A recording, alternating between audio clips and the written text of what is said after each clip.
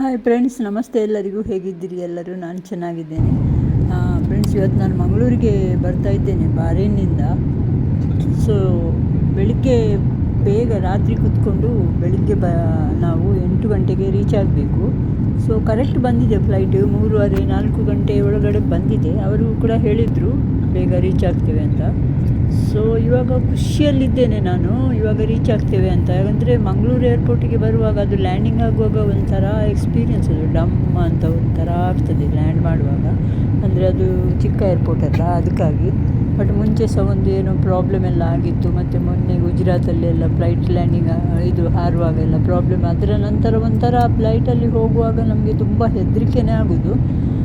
ಏನಾಗ್ತದ ಒಂದು ಸಲ ಹಾರುವಾಗ, ಒಂದು ಸಲ ಇಳಿಯುವಾಗೆಲ್ಲ ತುಂಬ ಹೆದರಿಕೆ. ಸೊ ಇವತ್ತು ನಾವು ಫ್ಲೈಟ್ ಲ್ಯಾಂಡ್ ಆಗ್ತದೆ ಅಂತ ಅವರು ಒಂದು 45 ಮಿನಿಟ್ಸ್ ಮುಂಚೆನೇ ಹೇಳಿದರು. ನಾವು ಕೂಡ ರೆಡಿಯಾಗಿದ್ದೆವು. ನಾನು ವಿಂಡೋ ಸೈಡಲ್ಲಿದ್ದೆ. ನಾನು ಭಾವಿಸಿದೆ ಓಕೆ, ಲ್ಯಾಂಡಿಂಗ್ ಮಾಡುವಾಗ ಮಂಗಳೂರು ಏರ್ಪೋರ್ಟಿದ್ದೊಂದು ಚಿಕ್ಕ ವೀಡಿಯೋ ಮಾಡುವ ಅಂತ ನಾನು ಸ್ಟಾರ್ಟ್ ಮಾಡಿ ನಾನು ವೀಡಿಯೋ ಹಾಕಿ ಒಂದು ಹೋಗ್ತಾ ಇದೆ ಲ್ಯಾಂಡ್ ಆಗಲಿಕ್ಕೆ ಅಂತ ಬಂದಿದೆ. ನೋಡಿ ಇಲ್ಲಿ ಎಷ್ಟು ಕೆಳಗಡೆ ಬಂದಿದೆ ಫ್ಲೈಟ್. ಲ್ಯಾಂಡ್ ಆಗ್ತದೆ ಅಂತ ಹೇಳುವಾಗ ಅವರು ಸೀದಾ ವಾಪಸ್ ಹೋಗ್ತಾ ಇದ್ದಾರೆ. ನನಗೆ ಒಂದು ಎಷ್ಟು ಹೆದರಿಕೆ ಆಯಿತು. ಅದು ಸೀದಾ ವಾಪಸ್ ಪುನಃ ಸಮುದ್ರ ಸೈಡೇ ಹೋಗ್ತಾ ಇದೆ. ಅದು ಕೂಡ ಸಮುದ್ರ ಸೈಡಲ್ಲಿ ಇಷ್ಟು ಕೆಳಗಡೆ ಬಂದಿದೆ. ನಾನು ಭಾವಿಸಿದೆ ಇವರು ಸಮುದ್ರದಲ್ಲಿ ಇಳಿಸ್ತಾರೆ, ಏನಾದರೂ ಪ್ರಾಬ್ಲಮ್ ಆಯಿತಾ ಅಂತ. ಗೊತ್ತು ಹೀಗೆಲ್ಲ ವಾಪಸ್ ಹೋದರೆ ಏನಾದರೂ ಸಿಗ್ನಲ್ ಸಿಗಲಿಲ್ಲ ಅವರಿಗೆ ಇಳೀಲಿಕ್ಕೆ ಅಂತ. ಬಟ್ ಅವರು ಅಷ್ಟು ಹತ್ತಿರ ಹೋಗಿ ವಾಪಸ್ ಹೋಗುವಾಗ ತುಂಬ ಹೆದರಿಕೆ ಆಯಿತು. ಯಾಕಂದರೆ ಲಾಸ್ಟ್ ಟೈಮ್ ಕೂಡ ಒಂದು ಪ್ರಾಬ್ಲಮ್ ಹೀಗೇ ಆಗಿತ್ತಲ್ಲ. ಬಟ್ ಇವಾಗ ಫ್ಲೈಟಲ್ಲಿ ಕುತ್ಕೊಳ್ಳುವಾಗಲೇ ಒಂಥರ ಹೆದರಿಕೆನೇ ಆಗೋದು. ನೋಡಿ ಎಷ್ಟು ಕೆಳಗಡೆ ಬಂದಿದೆ ನೋಡಿ ಇಲ್ಲಿ ಫ್ಲೈಟಿನಲ್ಲಿ. ನಾನು ಭಾವಿಸಿದೆ ನೋಡಿ ಎಷ್ಟು ಕೆಳಗಡೆ ನೀರು ಬಂದಿದೆ, ಅಂದರೆ ನೀರು ಕರೆಕ್ಟ್ ಕಾಣ್ತದೆ. ನಾನು ಭಾವಿಸಿದ್ದು ಇವರು ಇಳಿಸ್ತಾರೆ ಏನು ಅಂತ. ಮತ್ತೆ ಸ್ಲೋಲಿ ಅವರು ಪುನಃ ಮೇಲೆ ಹೋಗ್ತಾ ಇದ್ದಾರೆ. ನೋಡಿ ಎಷ್ಟು ಕೆಳಗಡೆ ಇದೆ ನೋಡಿ, ನೀರು ಕರೆಕ್ಟ್ ಕಾಣ್ತದೆ ಇದರಲ್ಲಿ, ಅಷ್ಟು ಕೆಳಗಡೆ ಇದೆ. ಅಲ್ಲಿಂದ ಪುನಃ ಅವರು ವಾಪಸ್ಸು ಹೋಗ್ತಾ ಇದ್ದಾರೆ. ಹೋಗುವಾಗ ಸ್ವಲ್ಪ ಮೇಲೆ ಹೋಗ್ತಾ ಇದ್ದಾರೆ.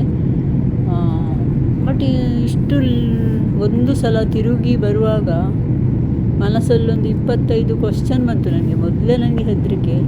ಮತ್ತು ನಾನು ಒಬ್ಬಳೇ ಬರ್ತಾ ಇದ್ದೇನೆ, ಯಾರ ಹತ್ರ ಮಾತಾಡಲಿಕ್ಕೆ ಕೂಡ ಇಲ್ಲ. ಹಾಗೆ ಸೈಡಲ್ಲಿ ಒಬ್ಬರು ಇದ್ದರು ನನಗೆ ಪರಿಚಯದವರಲ್ಲ. ಸೊ ನಾನು ಲಾಸ್ಟಿಗೆ ಎಂತ ಮಾತಾಡೋದಂತ ಅವರ ಹತ್ರ ಮಾತಾಡಲಿಲ್ಲ. ನೋಡಿ ಹೀಗೆ ಬರ್ತಾ ಇದೆ. ಈಗ ಪುನಃ ವಾಪಸ್ಸು ಏರ್ಪೋರ್ಟಿಗೆ ಹೋಗ್ತಾ ಇದೆ ಲ್ಯಾಂಡ್ ಮಾಡಲಿಕ್ಕೆ. ನೋಡಿ ಹೇಗೆ ಹೋಗ್ತಾ ಇದೆ ಅಂತ.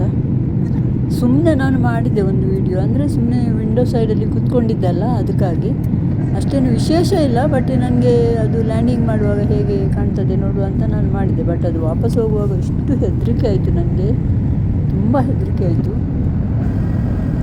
ಸೊ ನೋಡ್ತಾ ಇದ್ದೆ ನೋಡಿ, ಪುನಃ ಕೆಳಗಡೆ ಬಂತು. ಮೇಲೆ ಹೋಗ್ತದೆ, ಕೆಳಗಡೆ ಹೋಗ್ತದೆ, ಮೇಲೆ ಹೋಗ್ತದೆ, ಕೆಳಗಡೆ ಹೋಗ್ತದೆ. ನೋಡಿ ಎಷ್ಟು ಹತ್ತಿರ ಕೆಳಗಡೆ ಬಂದಿದೆ ನೋಡಿ. ಈಗ ಲ್ಯಾಂಡಿಂಗ್ ಮಾಡ್ಬೋದು, ಈಗ ಲ್ಯಾಂಡ್ ಮಾಡ್ತಾರೆ ನೋಡಿ. ಎಂಡ್ ತನಕ ನೋಡಿ ವಿಡಿಯೋ. ಇಷ್ಟ ಆದರೆ ಲೈಕ್ ಮಾಡಿ, ಮತ್ತು ನನ್ನ ಚಾನೆಲ್ ಕೂಡ ಸಬ್ಸ್ಕ್ರೈಬ್ ಮಾಡಿ. ದಯಮಾಡಿ ಸಬ್ಸ್ಕ್ರೈಬ್ ಮಾಡಿದರೆ ವಾಪಸ್ ಮಾತಾಡಿದ್ದೀವಿ ಅಷ್ಟೇ ಹೇಳೋದು. ಸುಮ್ಮನೆ ಮಾಡಿದ್ದು ಇದು ವಿಡಿಯೋ, ನಿಮಗೆ ಇಷ್ಟ ಆಗ್ಬೋದು ಅಂತ, ಹೇಗೆ ವಿಮಾನ ಲ್ಯಾಂಡ್ ಆಗ್ತದೆ ಅಂತ. ಓಕೆ, ಥ್ಯಾಂಕ್ ಯು ಎಲ್ಲರಿಗೂ ನನ್ನ ವಿಡಿಯೋ ನೋಡಿದವರಿಗೆ. ಎಂಡ್ ತನಕ ನೋಡಿ. ಓಕೆ, ಇನ್ನೊಂದು ವಿಡಿಯೋದಲ್ಲಿ ಸಿಗುವ.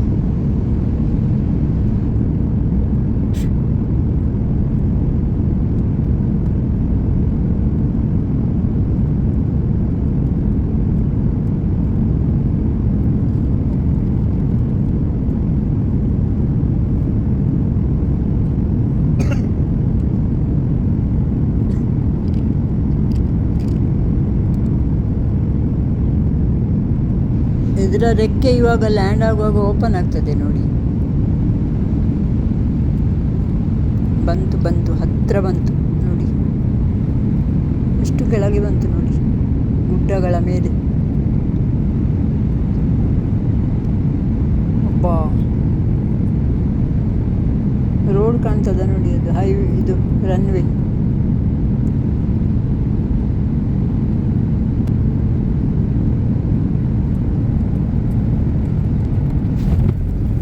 ರೆಕ್ಕೆ ಓಪನ್ ಆಯಿತು. ಅದು ಲ್ಯಾಂಡ್ ಆಗುವಾಗ ಓಪನ್ ಆಗಲೇಬೇಕು. ಸೊ ಈ ಥರ ನಾವು ಲಾಸ್ಟಿಗೆ ಹೇಗಾದರೂ ಲ್ಯಾಂಡ್ ಆಯಿತು ಫ್ಲೈಟ್. ಖುಷಿ ಆಯಿತು ನೋಡಿ. ಇವಾಗ ಅದರದ್ದು ರೆಕ್ಕೆ ಕ್ಲೋಸ್ ಆಯಿತು. ಸೊ ಇವಾಗ ಲ್ಯಾಂಡ್ ಆಯಿತು. ಥ್ಯಾಂಕ್ ಯು ಎಲ್ಲರಿಗೂ.